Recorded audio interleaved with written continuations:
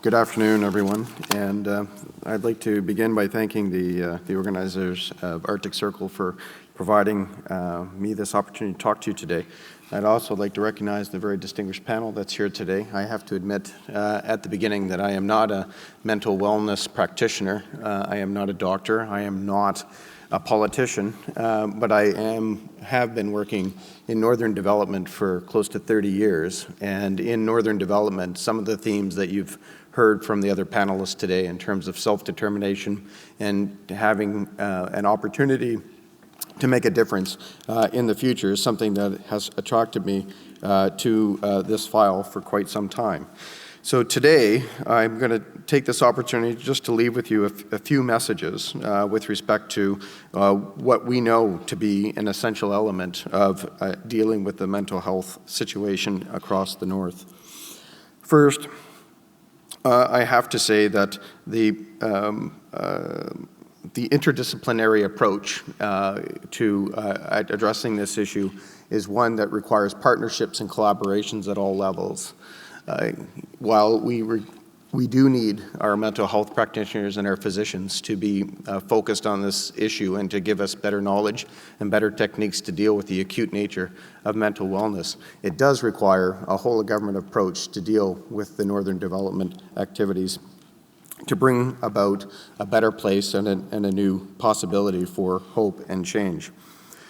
My minister, Carolyn Bennett, describes herself when she's able to actually say the title of the department in open forums of Indigenous and Northern Affairs Canada, styles herself as the Minister of Reconciliation and also the Minister of the Self-Determinants of Health. And in doing so, she is a family doctor by profession, and she takes on very seriously the needs of individuals and what programs and services government provides to address the needs of those programs and services to bring about positive change. She works closely with her ministerial colleagues in a variety of programs and services, which I will give you a brief overview of.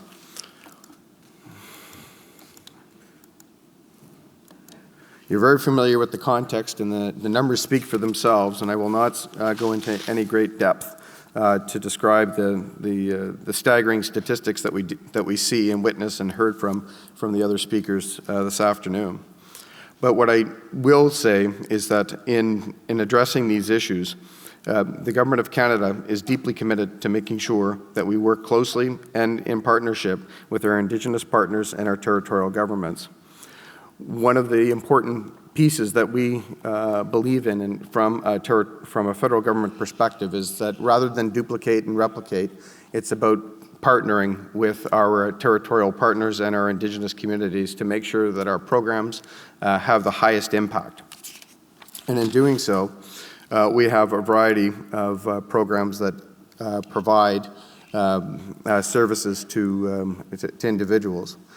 So primary health care is essentially delivered by the territorial governments, but we provide funding through various agreements to make sure that they, while on the ground, can deliver the biggest impact on the part of residents and communities.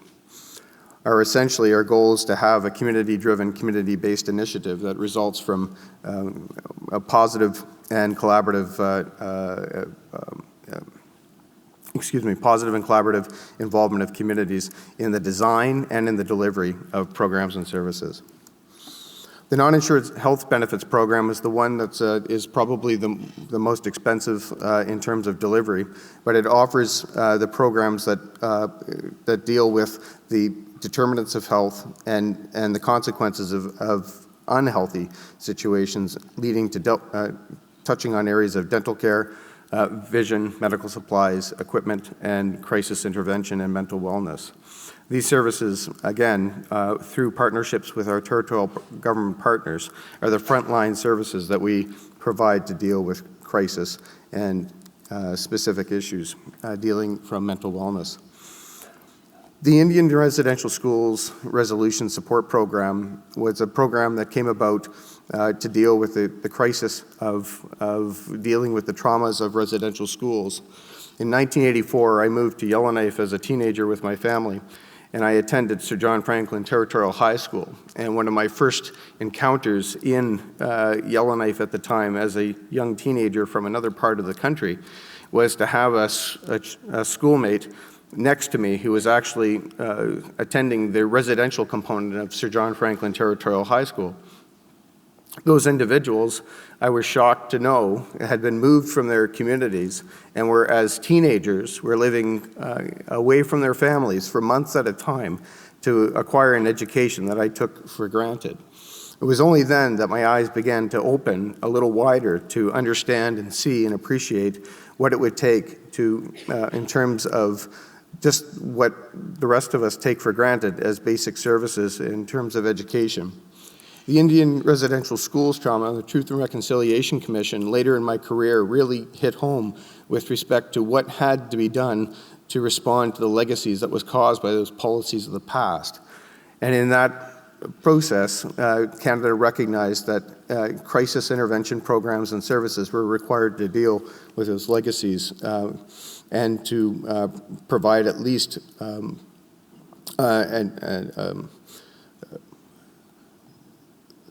a crisis response to move forward through the healing process. Mental wellness teams were announced in 2016 by Prime Minister Justin Trudeau to implement interim measures and mental wellness interventions and service enhancements for First Nations and Inuit communities. And earlier this fall, Minister Philpott announced an Inuit suicide prevention strategy with ITK in Nunatsiavut this fall, and the work is just getting going.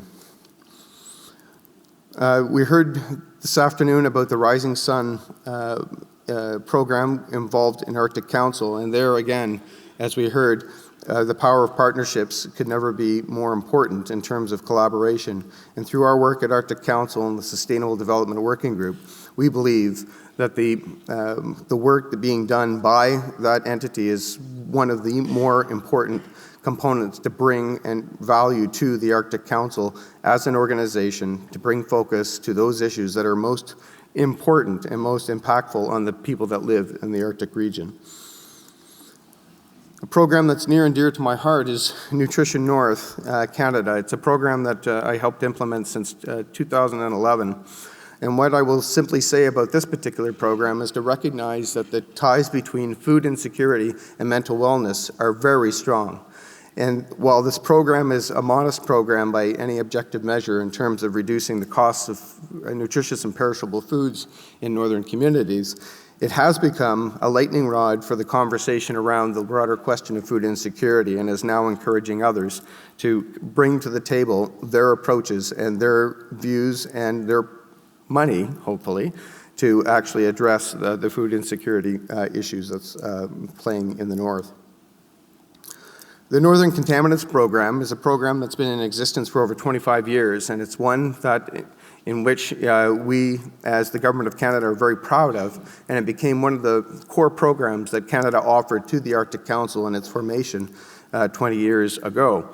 The Northern Contaminants program offers a collaborative approach and a management model that brings about Indigenous communities and territorial governments and scientists to understand and study the impacts of airborne pollutants into the food chain for country foods. It's this program that's been in existence for quite some time that has actually emboldened and supported and reinforced some of the key messages that have been provided by our colleagues at Health Canada about the importance of country food in our diets. Early childhood development is key, and I'll move very quickly here because this is the program that I'm least familiar with. But the dental and the incidence of childhood dental issues in our northern communities is quite alarming in many cases, and it begins and ties back to the food insecurity questions that I had addressed earlier. And when kids are brought in and having their entire sets of teeth removed by Western dentists because they are decaying at a rate that is incredibly unhealthy is a remarkable statistic to bring people to action to recognize that we need to begin early with our children. Climate change and adaptation is something that this conference has been speaking about for all week, and in that we are working closely with the United States and the Arctic Council Chairmanship on a One Health approach across the Arctic region as a strategy to enhance resiliency. The One Health approach has a special relevance to the Arctic, which is warming at twice the average global rate, of course, and where many residents continue to rely on a traditional way of life. I'd like to close by thanking, again, the opportunity to speak to you today. This has been a remarkable learning journey for myself over the last 25 years that I've been working in Northern development. And I will close by saying that the partnerships and collaboration and Northern self-determination is an essential element to bringing change and positive outcomes in the Canadian Arctic. While the statistics are staggering, the overwhelming piece that gives me great confidence and optimism is the fact that the people that I have a chance to work with are probably the most resilient people that I've had a chance to build a professional career with. And in that, I know that with concerted effort and a partnership approach to addressing mental wellness, the North and the Arctic will become a model place for the rest of the world. Thank you very much.